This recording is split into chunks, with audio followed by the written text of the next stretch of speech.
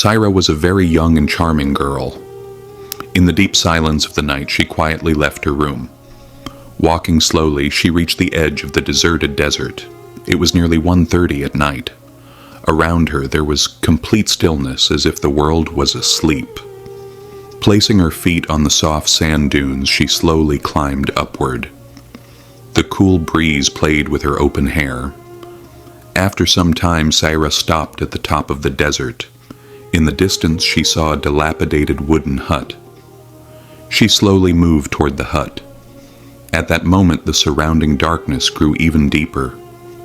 Reaching the door, she stopped. The door was closed. With curiosity, she peered through a small hole. Then she took out a mirror from her purse and fixed her hair. She adjusted her clothes as if she was getting ready. Then, gathering courage, she slowly knocked firmly on the door. She kept looking at her reflection in the mirror. Suddenly, the door shook. Out came an almost 80-year-old frail man, Rafik. His eyes fixed on Saira as if he had suddenly seen someone from a dream. Saira, spreading a gentle smile, stepped forward and said, "Actually, I went out with friends, but they left me behind. Will you give me shelter tonight in your hut?" Rafik stood silently for a moment. Then slowly a mysterious smile appeared on his face. With a twinkle in his eyes, he looked around Saira from head to toe. Saira laughed and said, "Why are you staring so much?" Rafik stood behind her. Then Saira turned and asked, "So, what's your decision? Can I stay here tonight?"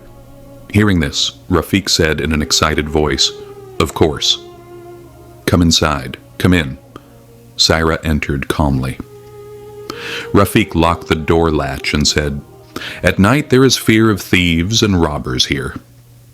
Saira paused for a moment, smiled, and said, "All right, I understand." Inside there were only 2 small rooms. Saira peeked into one room and then the other and asked, "Where will I sleep?" Rafik smiled softly and said, "Sleep wherever you like." Saira politely said, "Then you sleep in this room, and I will stay in the other." Rafik looked at her for a moment. Then he shook his head and said, "All right, as you like." Rafik lay down in his room, but his mind remained restless, thinking only of Saira. On the other hand, Saira also couldn't sleep lying down. Suddenly she heard a dog barking outside and got scared. She hurried into Rafik's room. In a trembling voice she said, "I am scared. I can't sleep alone." Rafik woke up and looked at her with astonished eyes. "What happened?" he asked. Saira, shivering, said, "I don't want to stay alone. I want to stay by your side." Joy lit up Rafik's face. He smiled softly and said, "But there is only one bed here." "Where will you sleep?" Saira didn't answer. Instead, she held his hand and said, "Let's go outside." "My chest feels heavy." Rafik immediately got up and said, "Come on, I'll take you outside." Together they stepped out of the hut. Around them the night was dark, and the cold wind whispered over the sand. In the stillness of the night, Saira and Rafik stood outside the hut. Darkness had fallen everywhere. Only the sound of the wind could be heard from somewhere in the distance. Slowly walking, they moved together toward the desert sands. After a while, Saira stopped, looked into Rafik's eyes, and with a soft smile said, "Look, tell me honestly, how do I look to you?" Rafik stayed silent for a moment, then took a deep breath and said softly, "You are very beautiful, like a light shining in the darkness of the night." Saira looked down shyly, then smiled again. A strange admiration appeared in Rafik's eyes. Suddenly, in excitement, he placed his hand on Saira's arm and said, "Let's go back inside. You are so beautiful, I can't take my eyes off you." Saira didn't say anything, just smiled softly. The 2 of them started returning to the hut. But suddenly Rafik stopped. Suspicion appeared in his eyes. In a serious voice he said, "Tell me, who are you really? How did you come to such a deserted place at this late hour?" Saira didn't flinch at all. In a gentle tone she replied, "I already told you. My companions left me behind. I was left alone. Why are you doubting like this? Rafik looked at her for a moment. Then his face softened. Nodding slowly, he said, "All right. If that's what you think, then let's go back inside." "It's already very late," Sarah laughed and said, "Why are you rushing so much?" "First, let's take a little walk in the desert." Rafik laughed this time and said, "Then let's go." "Whatever you want." Holding each other's hands, they started walking down the sandy slope.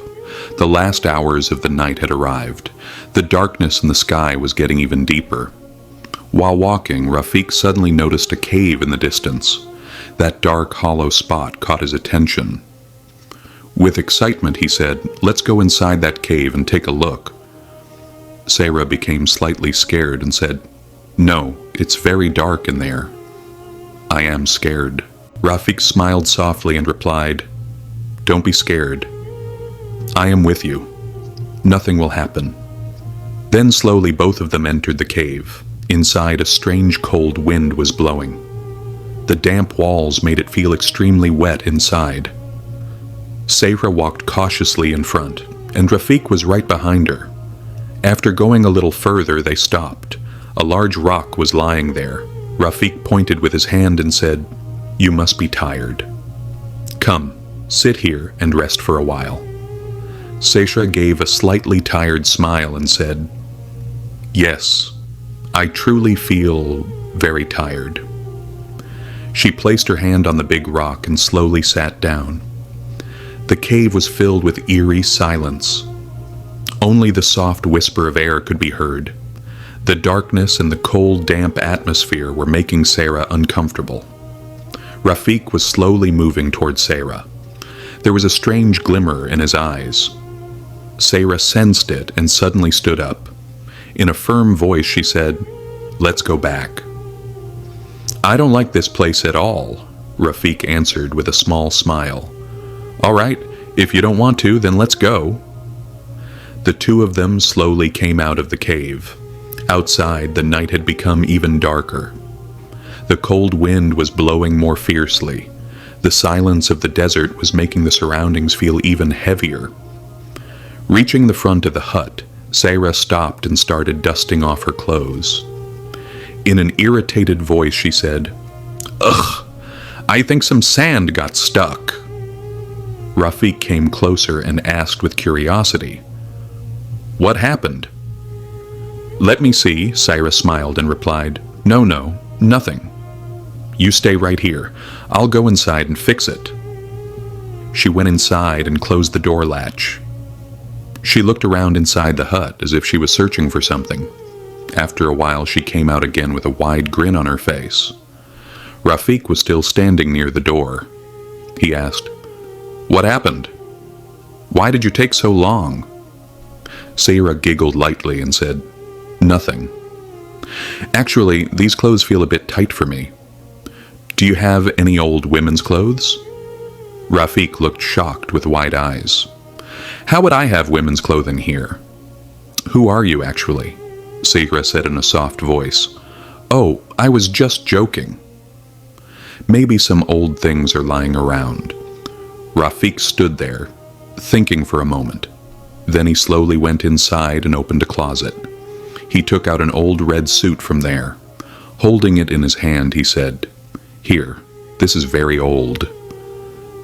Maybe something someone left behind." Seeing the suit, Sarah's heartbeat raced for a moment, but she kept a calm smile on her face and said, "All right, I will go wear this and come." She went into another room. Rafik sat near the door and started mumbling to himself. This girl is truly unbelievably beautiful. Who knows where she came from? After a while, Sarah came out wearing the red dress. Moonlight was coming through the window and falling on her body. In that light, Sarah looked like some heavenly angel. Rafik stared, amazed, and said, "Incredible." "You are shining like the moon in this dress." Sarah smiled lightly and replied, "You look pretty good too." Rafik smiled happily and said, "Come on, let's go to sleep now." It's very late. Sayra slowly nodded. Then in a calm voice she said, "But I am very hungry. Can you give me something to eat?" Hearing Sayra's words, Rafiq's eyes sparkled. He hurried to a corner of the room, took an old container, and pulled out some dry bread. He brought it to Sayra's hand. Sayra giggled and started eating the bread. Rafiq kept staring at her without blinking. In the middle of eating, Sayra asked, "What happened? Why are you staring like that?" Rafiq said slowly in a low tone, "You look so beautiful right now that it feels impossible to look away. And I can't wait anymore." Sayra raised an eyebrow playfully and said, "Why? Haven't you seen any girl before?" Rafiq smiled slightly and replied, "Where would I see one? I've been living here alone for so many years." Sayra looked around. Suddenly her eyes noticed a pair of women's shoes in a corner. She walked over, picked up the shoes in her hand, and asked suspiciously, "What is this doing here? You said you live alone." Rafiq got a bit nervous. He quickly said, "I told you already, many people leave their old things." "Maybe this is one of them." Sayra smiled and said, "Okay, fine." She put the shoes back and walked toward another room. Rafiq quietly followed behind her. As soon as she entered the room, Sayra felt that Rafiq was standing very close. Rafiq said in a low tone, "Now we can't waste any more time." Night was almost coming to an end. Sayra looked at him and gave a soft smile. Then she slowly raised her hand and opened her palm. There was a small bottle in it. She said, "Okay, but first drink this. It will calm you down." Rafiq was overflowing with emotions at that moment. Without thinking for even a second, he drank the liquid from the bottle. Within moments, his breathing became heavy. His vision started to blur. In a trembling voice, he said, "You are truly amazing. I have never seen anyone like you." Sayra replied softly with a slight smile on her lips, "You are lying. Your experience is far greater than mine." With blurry eyes, Rafiq said, "No. Out of everyone I have seen, you are different. You are completely unique." Sayra stared deep into his eyes and whispered, "Still, I know you are lying." Rafiq's throat was trembling and his legs were getting weak. At that exact moment, Sayra slowly walked toward the wall. Gently, she stretched her hand and picked up the object she had taken out earlier from her side. It was a tiny hidden camera. The red light was flashing, showing everything had been recorded. Suddenly, Sayra turned around and slapped Rafiq hard on the face. In a firm voice, she said, "I am a police officer.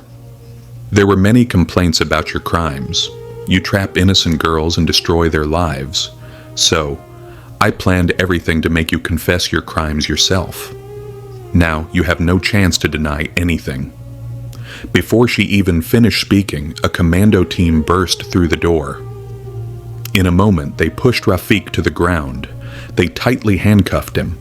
He stared at Sayra with shock. He still couldn't understand how everything fell apart so quickly. Sayra said in a cold voice, "Your game is over. Your mask has now fallen in front of everyone." Within a few days, he was taken to court. The video and audio evidence were placed on the judge's table. Every moment proved his crimes. No excuse worked anymore. The judge announced the verdict in a serious voice. "You are guilty. You must face strict punishment." Rafiq stood silently with his head down. His eyes were filled with fear, shame, and regret.